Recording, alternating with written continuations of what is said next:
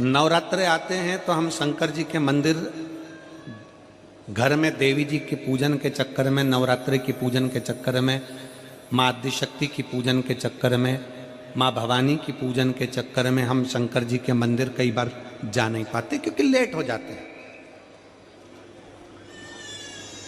जब नवरात्रे आते हैं गुरुजी, हम देवी की आराधना करते हैं, हम माँ जगतजननी की आराधना करते हैं, माँ जगदम्बा की आराधना करते हैं, माँ दुर्गा की आराधना करते हैं, आदिशक्ति की आराधना करते हैं। तब हम शंकर जी के मंदिर, कई बार घर में इतना काम होता है कि देवी का पाठ करो, पूजन करो, जोत लगाओ, ये करो वो करो, और उस चक्कर में हम मंदिर तक नहीं जा पाते। तो क्या हमको दोष लगेगा? तो क्या हमको दोष लगेगा? शिव महापुराण की कथा अगर अच्छे से आपने सुनी है तो एक बात याद रखना कि शंकर भगवान को ज्योतिर्लिंग कहते हैं। क्या कहते हैं? जम के बोलो, जम के जरा। ज्योतिर्लिंग। ज्योतिर्लिंग का मतलब क्या होता है? तुम राम जी की आरती करो, चाहे भगवान कृष्ण की आरती करो, चाहे जगदम्बा की आरती करो, चाहे किसी भी देवता की आरती करो, तुम्हारे हाथ में अगर दिया है, दिए में बाती रखी है, उसमें तुमने जलाई है, और दिया अगर जल रहा है और उस दिए से भी अगर तुम आरती कर रहे हो, उसमें जो ज्योति है वो ज्योति ही शंकर का एक शिवलिंग का स्वरूप है, उसको ज्योतिर्लिंग कहा गया। अगर नवरात्रे में देवी जी की ज्योत जला रहे हो, नवरात्रे में देवी जी की अखंड ज्योत जला रहे हो, नवरात्रे में तुम देवी जी की आरती कर रहे हो, नवरात्रे में तुम देवी जी का पाठ कर रहे हो, नवरात्रे में तुम देवी जी की आराधना कर रहे हो, और दिया अगर तुमने जलाया है, उस दिए में जो ज्योति है, उस दिए में जो ज्योति उत्पन्न है, वही ज्योतिर्लिंग का स्वरूप है। ये ना सोचें कि हम शंकर की आराधना नहीं कर रहे। शिव और शक्ति ये दोनों एक है।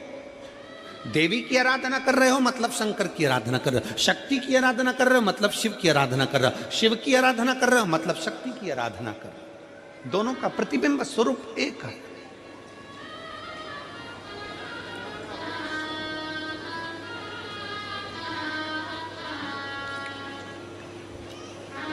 और मैंने तेरे ही भरोसे बाबा, तेरे ही भरोसे हवा बिच उड़ती जावांगी, बाबा डोर हथो छड़ी नावे कटी जावांगी, भोले मैं तेरी भगत, शंभो मैं तेरी भगत, हवा बिच उड़ती जावांगी, बाबा डोर हथो छड़ी में कटी जावांगी, भोले मैं तेरी बदन।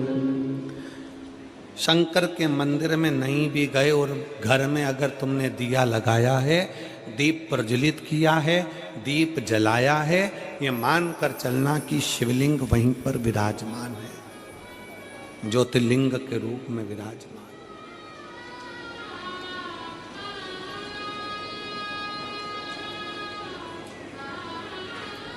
वेश से और भाषा से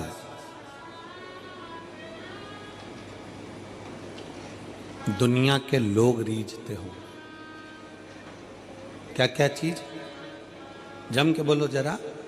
वेश, पहनावा, वस्त्र और भाषा। छत्तीसगढ़ में रहते हो, छत्तीसगढ़िया बोलते हो। हम मध्य प्रदेश में रहते हैं, हम मालवा का बोलते हैं। उत्तर प्रदेश वाला यूपी की भाषा बोलेगा, बिहारी बिहारी बोलेगा, मराठी मराठी बोलेगा, केरल में रहने वाला कन्नड़ी बोलेगा, आंध्रा में रहने वाला तेलुगु बोलेगा, गुजरात में रहने वाला गुजराती बोलेगा, विदेश में रहने वाला अंग्रेजी बोलेगा।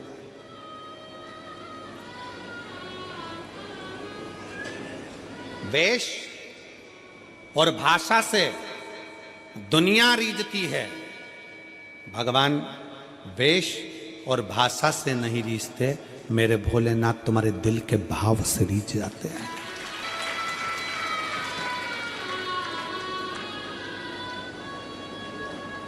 कपड़ा बदलने से शंकर कभी नहीं मिला, कितने कपड़े बदल के देख लो शंकर नहीं मिलेगा। कलेजा बदल कर देखो, शंकर तुम्हारे सामने मिलेगा। कलेजा बदल कर देखो। हम कपड़े बदल बदल कर रहेगा, ये वाला कपड़ा पहनेंगे तो अच्छा लगेगा, शंकर जी के मंदिर जा रही हूं ये कपड़ा पहनूं। कोई ने कह दिया सफेद कपड़े पहनकर शंकर को रिझाओ, कोई ने कह दिया पीले कपड़े पहनकर शंकर को रिझाओ, कोई ने कह दिया नीले कपड़े पहनकर शंकर को रिझाओ, कोई ने कह दिया काले कपड़े पहनकर शंकर को रिझाओ। कितने कपड़े बदलोगे और कब तक बदलोगे? कपड़े बदल बदल कर थक जाओगे, पर मेरा शंकर रीझने वाला नहीं है। शंकर को रिझाने के लिए कपड़ा नहीं, अपना दिल बदल कर देखो, कलेजा बदल कर देखो, शिव तुम्हारे सामने होगा।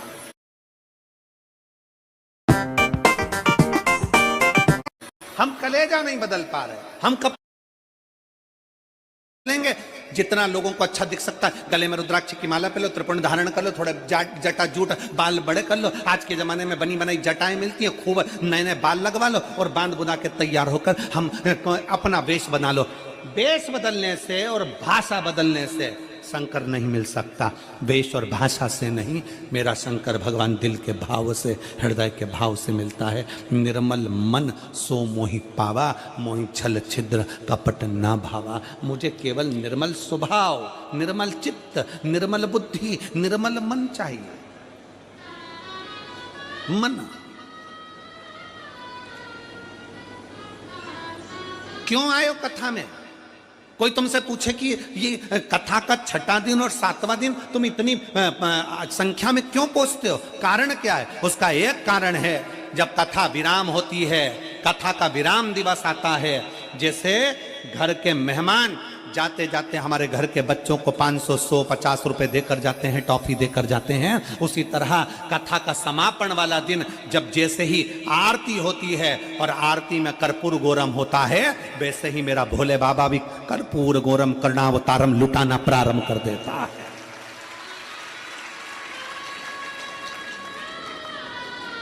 क्यों विराम के दिन की कथा, समापन के दिन की कथा में लोग आस लेकर झोली पसार पसार के बैठते हैं?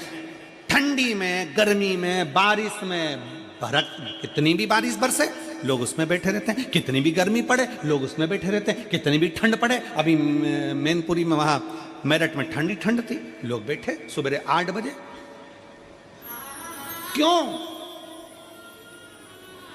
क्योंकि विश्वास है, भरोसा है कि इन पत्रों के ढेर में अगली कथा में पत्र तुम्हारा भी आता है। ये विश्वास, ये भरोसा। कथा समापन का दिन लोग विराम तक, जब बाबा की आरती होती है तब तक बैठते हैं। बाबा की आरती का इंतजार कर कर, बाबा से झोली पसार कर, प्रणाम कर